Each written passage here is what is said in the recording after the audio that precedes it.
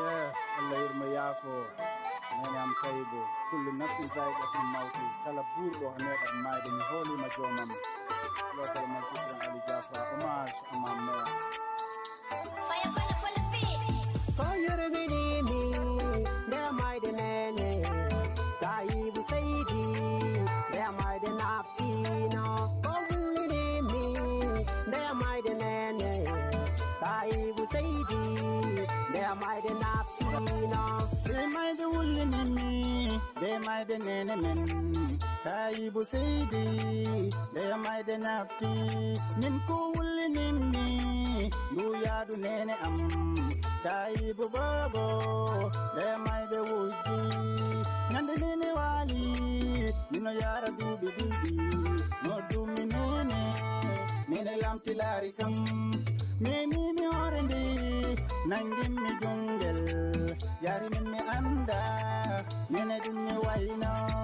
ko yurminimi nde mayde nene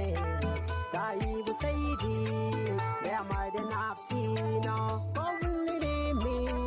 nde mayde nene tayibu seydi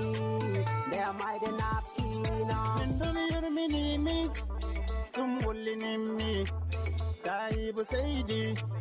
ɓeebimo neneyel ɓeebimo debal seydi o woni nene am o woodi mawɗo mbaalo o woodi yama mbaalo min gonmi koddanini ɗum yurminimi ɗum wullinimi wattinmi kilondin si jemma jengi mi ɗanorako hakkillinijo ndi mbaadi nene am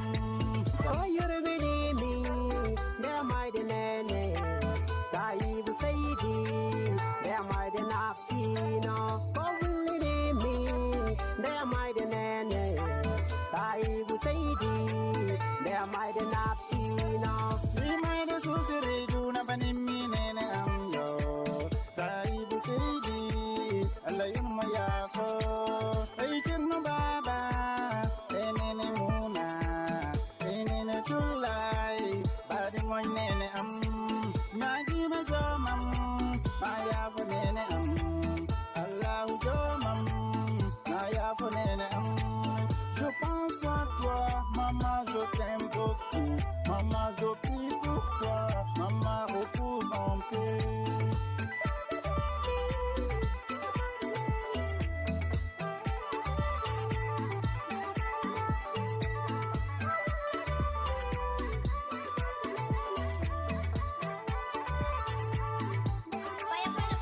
Allah yurmo yaafo babam El Hadj Ibrahima Mballo. Allah yurmo yaafo nene am maw balde. Allah yurmo yaafo nenkoɗam kadi